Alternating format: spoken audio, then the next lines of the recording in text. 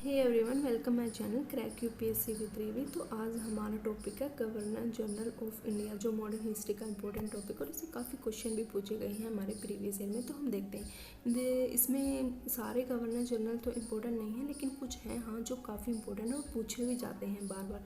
आप चाहे किसी भी एग्जाम में उठा के देख सकते हैं, लाइक यूपीएससी में तो ये 2-3 बार पूछे गए हैं। तो पहला है हमारा वॉरेन हेस्टिंग। ये भी जो हमने हाईलाइट कर रखे हैं वो काफ़ी इंपॉर्टेंट है, तो वही आपको अच्छे से देखने हैं।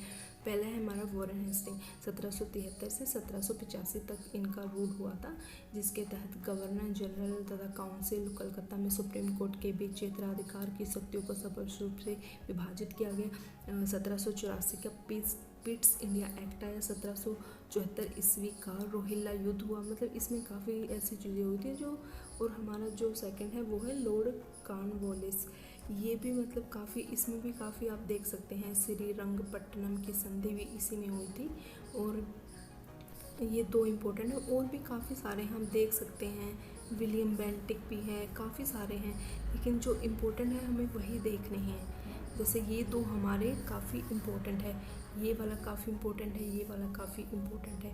तो अब आप देख सकते हैं, आगे भी हैं और भी हैं, लेकिन सबसे फिर हमारा थर्ड वाला है डलहौजी वाला।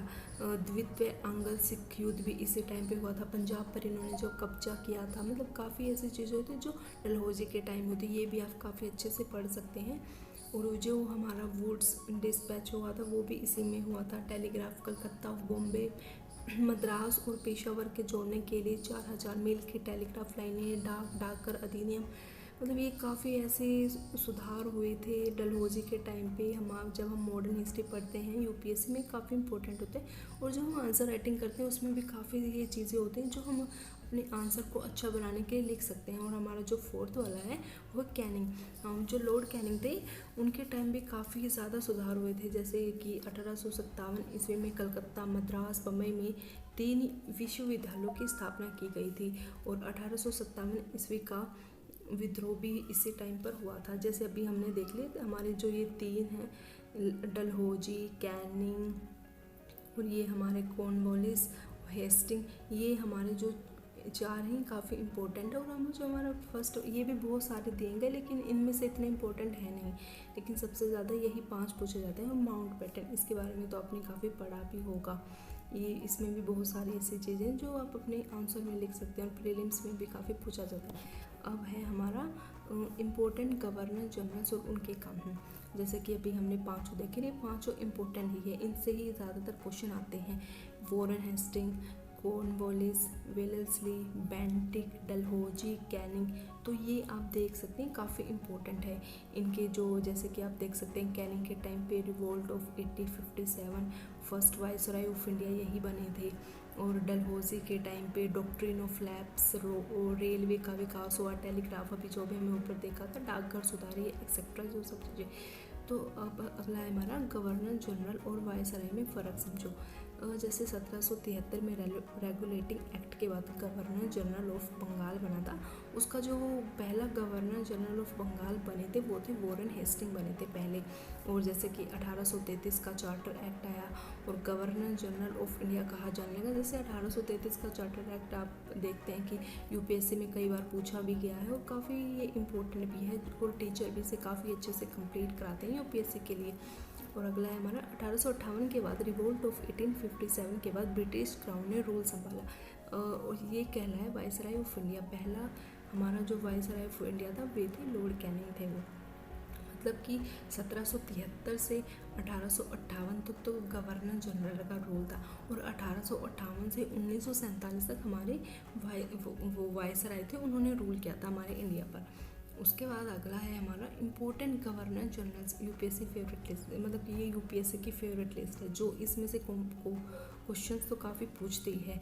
Governor general, major reforms and events, आप ये देख सकते हैं, Warren Hasting, Cornwallis, Wellesley, Bentinck, Dalhousie, Canning, ये मतलब काफ़ी हैं जो मतलब पूछे जाते हैं। तो आप इन्हें अच्छे से पढ़ सकते हो कि इनके क्या क्या रिफॉर्म्स हुए थे, क्या क्या इन्होंने इम्पोर्टेंट काम किए थे। जैसे लॉर्ड कैनिंग का revolt of 1857, first viceroy of India. अब हम इसकी ट्रिक देखते हैं जिससे हमें काफ़ी अच्छे से याद हो सकते हैं। इसकी ट्रिक है happy boy don't cry much. Happy boy don't cry much. Happy मतलब हेस्टिंग, बॉय मतलब बेंटिक, डोंट मतलब डलहौजी, क्राई मतलब कैनिंग, मच मतलब माउंटेन। बस इतना याद रखना है, happy boys don't cry much.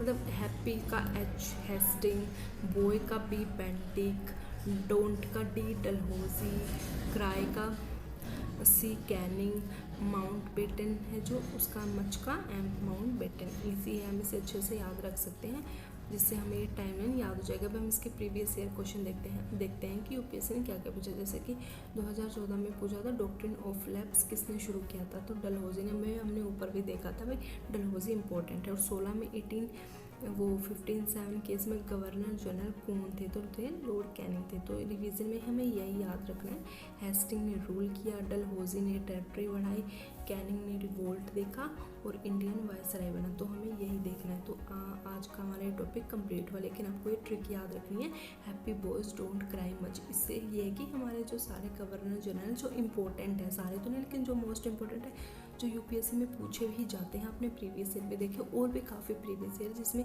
देखते हैं कि आप इन्हीं पाँचों से काफ़ी ज़्यादा क्वेश्चन पूछे गए। तो आपको ये वाली ट्रिक याद रखनी है, तो अच्छे से आप इसे याद रखेंगे। तो हम मिलते हैं अपने नेक्स्ट वीडियो में अगले टॉपिक और ट्रिक के साथ। So bye bye, subscribe my channel.